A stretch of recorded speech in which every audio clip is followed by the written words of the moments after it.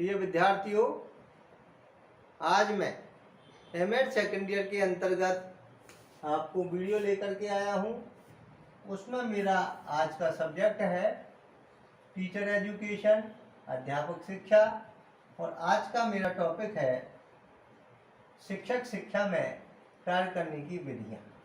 शिक्षक शिक्षा में कार्य करने की विधियाँ कौन कौन सी होती है और अध्यापक शिक्षा के कार्य जब हम संपन्न करते हैं तो कौन कौन सी विधियों को लेकर के हम उन कार्य योजना को संपन्न करें। क्योंकि जब पीपल टीचर ट्रेनिंग लेता है, अध्यापक जब ट्रेनिंग लेता है तो कई प्रकार की जानकारी, कार्य करने की विधियां उनको आनी चाहिए। इन कार्य करने की विधियों को हम एक एक बिंदु लेकर के आज चर्चा करेंगे। तो पहला बिंदु है विषय वस्तु एवं पाठ्यक्रम। विषय वस्तु एवं पाठ्यक्रम की जब हम बात करें तो शिक्षक शिक्षा के कार्य करने की विधियों में सबसे महत्वपूर्ण बात आती है विषय वस्तु। हमारी जो विषय वस्तु किस प्रकार की है, कैसे हम उस कार्यक्रम के अनुसार हमने पाठ्यक्रम निर्धारण किया है, उस पाठ्यक्रम में कौन सी विषय वस्तु को सम्मिलित किया है।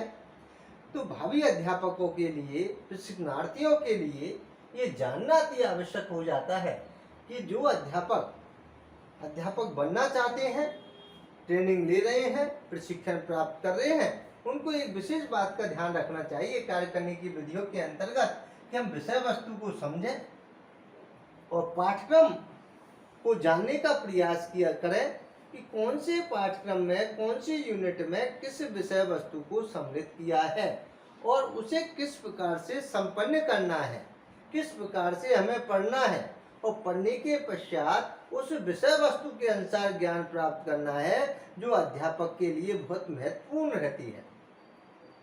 हमें इस कार्य योजना के अनुसार या कार्य करने की विधियों के अनुसार ये सीखना अति आवश्यक हो जाता है कि उस पाठ्यक्रम को हम किस प्रकार से पूरा करें, उस पाठ्यक्रम के अनुसार हम किस प्रकार से प्रशिक्षण को प्राप्त करें और प्राप्त करते हुए हम इन अध्यापक शिक्षा के जो कार्य करने की जो विधियां हैं उनके प्रयोग करते हुए उन सारी चीज़ों को हम सीखें कि हम किस प्रकार से जब अध्यापन कार्य के लिए हम जाएंगे किसी विद्यालय में, तो जो हमारे प्राध्यापकों ने, जो हमारे गुरुजनों ने हमें ये कार्यक्रम करने का तरीका समझाया है, ये पाठ्यक्रम समझाया है जिसमें हमें ज्ञान प्राप्त किया है, उस प्रकार के विधियों को संपन्न करते हुए हम किस प्रकार से अपने अभ्यास में इसका प्रयोग कर सकते हैं। ये सारी कार्य योजना, ये सारी जो विधियां हैं, उन सारी चीज़ों को सिखाने का प्रयास इसके अंतर्गत किया जाता है।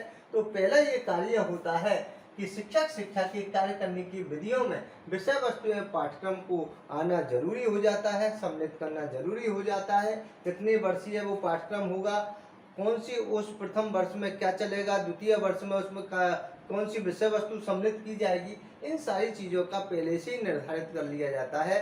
विश्वविद्यालय के द्वारा जो भी विश्वविद्यालय हैं, जहाँ भी प्रशिक्षण संस्थान चल रही है, उनके अंडर में जो भी विश्वविद्यालय के अंतर्गत कॉलेज आते हैं, उनके पाठ्यक्रम का पहले से निर्धारण कर दिया जाता है और निर्धारण करते हुए उसमें कौन सी विषय वस्तु सम्मिलित की जाए, इन सारी चीज़ों के लिए शिक्षक शिक्षा के कार्य की विधियों में उन चीज़ों को बताया जाता है। उनका उपयोग वो किस प्रकार से ले सकते हैं, किन विधियों के द्वारा वो अपना संपूर्ण पाठ्यक्रम को पूरा कर सकते हैं। और जो भी हमारे प्राध्यापक हैं, पीपल टीचरों के लिए इस प्रकार से विभिन्न विधियों का प्रयोग करते हुए हमें इन विद्यार्थियों को समझाएं कि हमारे कई प्रकार की शिक्षण के अंतर्गत विधि प्रविधियों का ज्ञान में उनको दिया जाए, ताकि विद्यार्थी उन विधि प्रविधि को ज्ञान प्राप्त करते हुए अच्छे विषय वस्तु को प्राप्त कर सके, अपने पाठ्यक्रम को पूरा कर सके। ये कार्य योजना एक अध्यापक की होती है कि हम उन अध्यापकों को इन बातों को बताएं ताकि वो विषय वस्तु को अच्छी तरीके से समझ सके, पूरा कर सके, उन विधियों को समझ सके जिनके अंतर्गत उन्हें से बच्चों को उनको ज्ञान देना है। उतार चढ़ाव से हमें हिंदी का अगर साहित्य का ज्ञान देना है तो वो हमें उतार चढ़ाव से हमें पाठ को पढ़ाना चाहिए। हमें कई प्रकार से एक समस्या समाधान विधि का प्रयोग करना चाहिए, क्योंकि हमें कई प्रकार की समस्याएं बालकों के अंतर्गत आ जाती है, तो अध्यापक में ये जानना भी अति आवश्यक है। निरीक्षण पद्धति का हमें प्रयोग करना चाहिए, समय पर हमें निरीक्षण करना चाहिए। तो ये भी व्याख्यान पद्धति एक अध्यापक का सबसे बढ़िया कार्य होता है कि कि व्याख्यान पद्धति से उनको पढ़ाएं, व्याख्यान विधि पद्धतियों से उनको पढ़ाएंगे तो अच्छा ज्ञान उनको प्राप्त होगा। कम विषय वस्तु को अधिक विषय वस्तु के अंतर्गत हम दे सकते हैं बालकों को, ये भी हम बड़ा चढ़ा करके विषय वस्तु को बढ़ा सकते हैं। ये भी एक व्याख्यान का एक बहुत बड़ा एक कार्य होता है कि कम विषय वस्तु को ज़्यादा करना और ज़्यादा विषय वस्तु को कम करना भी एक ऐसे पद्धति का कार्य होता है जो सबसे ज़्यादा प्रयोग में व्याख्यान पद्धति ली जाती है। निरीक्षण पद्धति के अंतर्गत निरीक्षण किया जाता है, बालकों का मूल्यांकन देख रेख किया जाता है कई प्रकार से।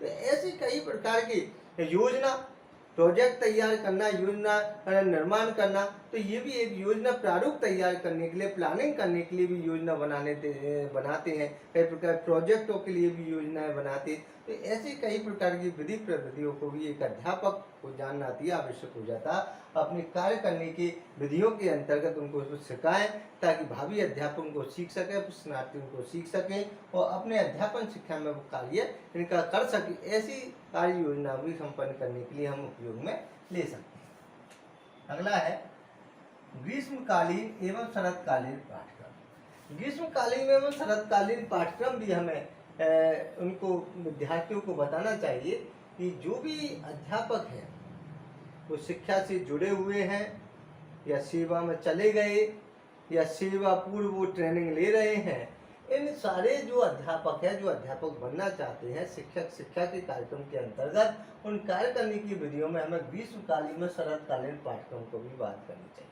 हमारे दो प्रकार के पाठ्यक्रम चलते हैं, इसमें ग्रीष्मकालीन गर्मियों की छुट्टी के अंतर्गत और शीतकालीन की छुट्टियों के अंतर्गत। तो ऐसे पाठ्यक्रमों में जहाँ अध्यापक सेवा में चले गए हैं, सेवारत अध्यापक है या सेवा के पूर्व वाले प्रशिक्षण प्राप्त जो कर रहे हैं, पत्राचार के माध्यम से कर रहे हैं या अन्य तरीके से वो कर रहे हैं, उन सारी चीज़ों के लिए हमें दो प्रकार के पाठ्यक्रमों से हमें उनको जोड़ सकते हैं। अध्यापक शिक्षण का कार्यक्रम, अध्यापक शिक्षा का कार्य के लिए उनको बता सकते हैं, विधियों का ज्ञान दे सकते हैं। तो वो ग्रीष्मकालीन पाठ्यक्रम हो सकते हैं और शरतकालीन पाठ्यक्रम भी दोनों हो सकते हैं। इसके लिए जो भी उनको कोई नुकसान न हो, कोई समय का उनको नुकसान न हो या आर्थिक स्थिति या आर्थिकता का कोई नुकसान न हो, उनकी छुट्टियां बर्बाद न हो, इसके कारण के सरकारी जो सेवा में चले गए अध्यापकों को ऐसे कार्यक्रम ग्रीष्मकालीन अवकाश प्रशिक्षण या शरतकालीन पाठ्यक्रम से उनको जोड़ा जाता है कि उन्होंने कई प्रकार के ऐसे माध्यम होते हैं जो पत्राचार के माध्यम को घर बैठे भेज दिया जाता है या कॉन्टैक्ट प्रोग्राम रख दिए जाते हैं। ऐसे 10 दिवसीय कॉन्टैक्ट प्रोग्राम हो या 15 दिवसीय कॉन्टैक्ट प्रोग्राम होते हैं, उनसे अध्यापक उनसे जुड़ करके अपने पाठ्यक्रम को पूरा कर सकते हैं। ऐसे कॉन्टैक्ट प्रोग्राम ग्रीष्मकालीन या शरतकालीन जो दिवस है उनमें लगाए जाते हैं और अपने पाठ्यक्रम को वो पूरा कर सकते हैं। तो ये भी एक ऐसा कार्यक्रम है। अध्यापक शिक्षा के कार्य करने की विधियों के अंतर्गत अगर जाने कार्य करने की जो हम संपन्न करने के विधियों के बारे में बात करें तो ये इन ग्रीष्मकालीन और शरतकालीन पाठ्यक्रम में वो पूरा कर सकते हैं। इनके पाठ्यक्रम की बिल्कुल रूपरेखा को वो समझ जाएंगे। समझने के पश्चात कॉन्टैक्ट प्रोग्राम में अपने जो समस्या उनको रख करके उनका समाधान भी प्राप्त कर लेंगे। तो ऐसे कई प्रकार के ऐसे कार्यक्रम रखे जाते हैं जहाँ अध्यापक के लिए कोई कठिनाई न हो। अध्यापक बनने से पूर्व या अध्यापक बनने के पश्चात दोनों प्रकार के कार्यक्रम इसके अंतर्गत अध्यापक के लिए सुलभ तरीके से संपन्न किए जाते हैं। जो हमारे अलग अलग जगह जो प्रशिक्षण है उनको अध्यापकों को दिए जाते हैं जो इनके पाठ्यक्रम को वो पूरा कर सकते हैं। तो ऐसे पाठ्यक्रम भी हमारे कई प्रकार से चलते हैं जहाँ छुट्टियों के दौरान वो अपना उपयोग कर सकते हैं, जहाँ छुट्टियों में अपना प्रशिक्षण प्राप्त कर सकते हैं, अपनी कठिनाई को दूर कर सकते हैं और अपने शिक्षा को वो आगे बढ़ा सकते हैं। तो इस प्रकार के जो कार्य करने की जो कार्य है उनके द्वारा संपन्न किए जाते हैं। अगला है कार्य निरूपण एवं निर्देशन। कार्य निरूपण एवं निर्देशन का भी कार्य एक अध्यापक शिक्षा के कार्य के अंतर्गत आता है। अध्यापक का कार्य माना जाता है कार्य निरूपण। कार्य निरूपण किस प्रकार से करें, कैसे निर्देशन दें, कई प्रकार की समस्याएं बालक और अध्यापक के सामने आ जाती है। उन किस प्रकार से बालकों को गाइडेंस प्रदान करें, परामर्श प्रदान करें, निर्देशन प्रदान करें, किस प्रकार से दिशा निर्देश प्रदान करें। तो कई प्रकार से ऐसे समस्याएं बालकों को प्रशिक्षणार्थियों के सामने खड़ी हो जाती है। तो अध्यापक का परम कार्य होता है, परम कर्तव्य होता है कि अपने प्रशिक्षणार्थियों को ठीक प्रकार से निर्देशन प्रदान करें और गाइडेंस प्रदान करें, परामर्श प्रदान करें और परामर्श प्रदान करते हुए या गाइडेंस देते हुए हमें ये कार्य निरूपण का जो कार्य है वो संपन्न करना चाहिए। किस प्रकार अपने कार्य को वो संपन्न कर सकते हैं, आगे बढ़ा सकते हैं। जो कार्य करने जा रहे हैं विद्यार्थी, उसमें कोई समस्या आ रही है, कार्य रुका हुआ है, उस कार्य को आगे बढ़ाने के लिए हमें इनका कार्य करना चाहिए, निर्देशन और परामर्श देना चाहिए।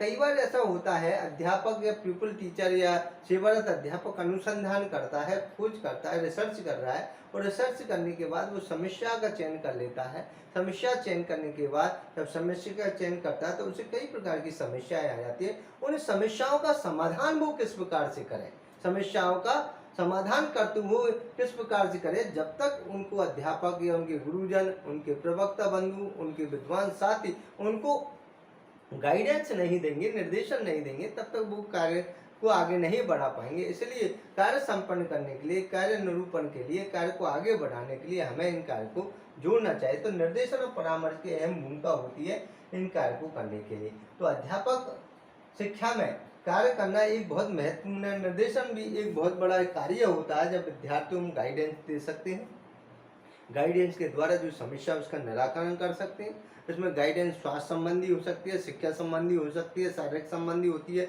या आगे शिक्षा को आगे बढ़ाने संबंधी होती है, या व्यक्तित्व संबंधी हो जाती है, या सामाजिकता लिए हो जाती है। कई प्रकार के ऐसे निर्देशन, क्योंकि अध्यापक सर्वांगीण गुण विद्यार्थी को प्रेषित करना चाहता है, इसलिए उनको निर्देशन और परामर्श का ज्ञान भी अध्यापक हो, और अध्यापक में ये होते हुए भी विद्यार्थियों को ये परामर्श और निर्देशन को देते रहना चाहिए। तो ऐसे कार्य करने की विधियों को भी संपन्न करने का कार्य भी इसके अंतर्गत किया जाता है। प्यूपिल टीचर जो भी है, जो प्रशिक्षण ले रहे हैं, उनको कई प्रकार की कठिनाई है, तो गुरुजियों के द्वारा उनको परामर्श और निर्देशन भी प्रदान किया जाता है, तो आगे आने वाली कठिनाइयों से वो जूझ सके, आने वाली कठिनाइयों का समाधान कर सके, इसलिए उनको निर्देशन और कार्य बात संबंधी बातें बताई जाती है। अगला है अभिनव पाठ्यक्रम। अभिनव पाठ्यक्रम का अर्थ होता है नए नए पाठ्यक्रम से जोड़ना, नए नए पाठ्यक्रम से अवगत कराना।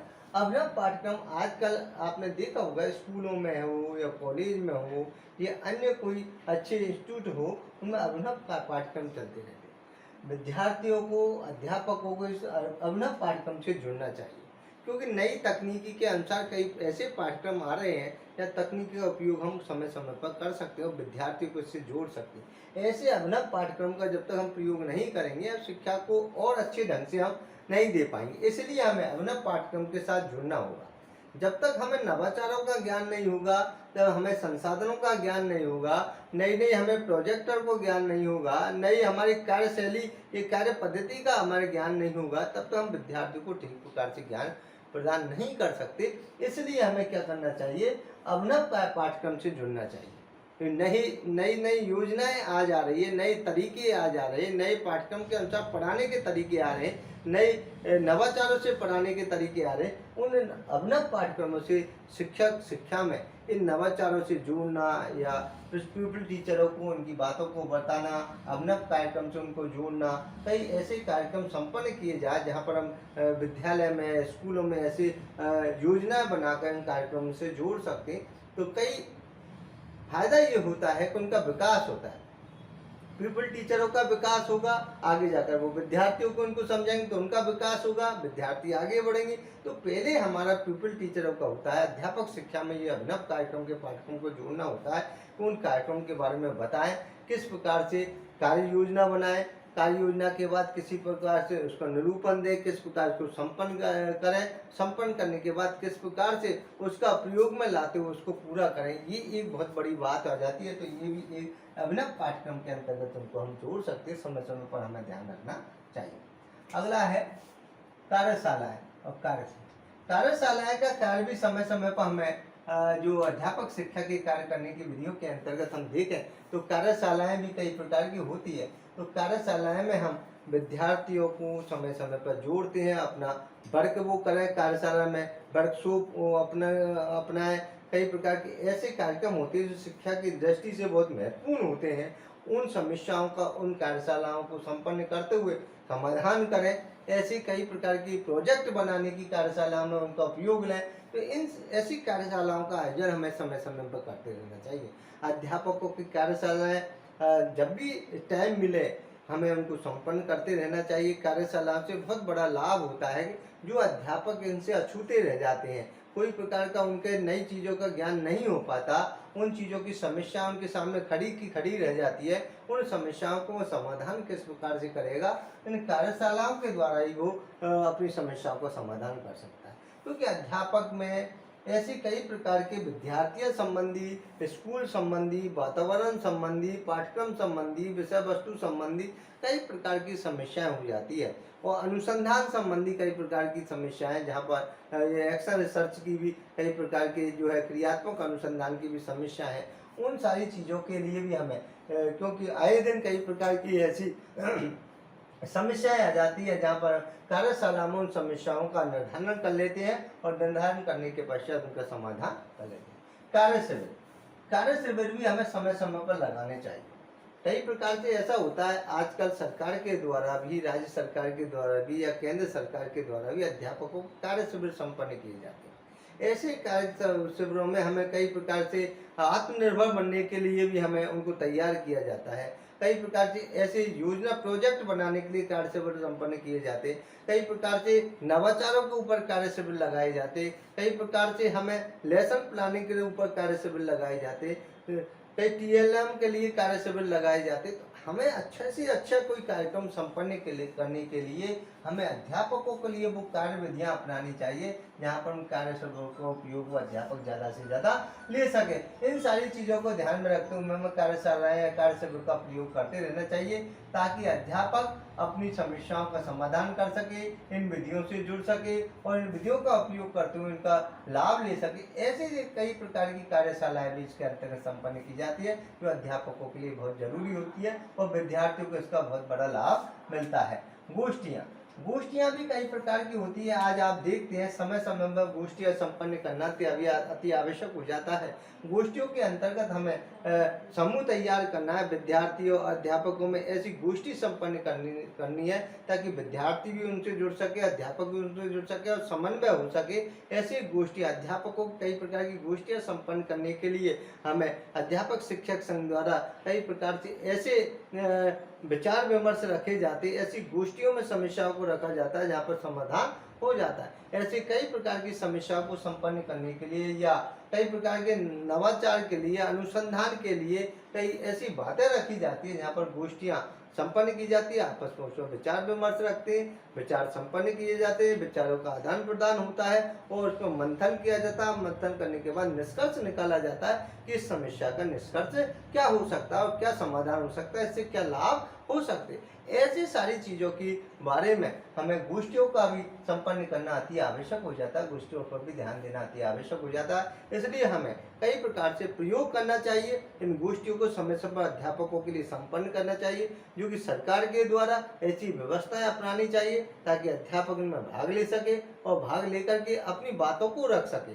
और रखने के बाद विद्यार्थियों को उन समस्याओं का समाधान करके विद्यार्थियों को कुछ लाभ प्राप्त हो सके। तो ये भी एक बहुत बड़ा कार्य होता है गोष्ठियों का, जहाँ पर इसको कर सके। अगला है समूह विचार विमर्श। समूह विचार विमर्श का एक बहुत बड़ा एक उत्तरदायित्व तो एक शिक्षक शिक्षा में कार्य विधियों के अंतर्गत आता है। समूह विचार विमर्श में समूह में किस प्रकार से विचार विमर्श किए जाए। शिक्षा में कई ऐसे कार्य होते हैं जहाँ पर कोई विद्यालय संबंधी कार्य, ऑफिस संबंधी कार्य, विषय वस्तु संबंधी कार्य, पाठ योजना संबंधी कार्य, मूल्यांकन संबंधी कार्य, या कोई निरीक्षण या जांच संबंधी कार्य, या कोई पाठ योजना से संबंधित कार्य, कोई कार्यशाला, तो समूह विचार विमर्श हमें अध्यापकों को करना चाहिए, प्रशिक्षणार्थियों को करना चाहिए, पीपल टीचरों को करना चाहिए, छात्रों को करना चाहिए।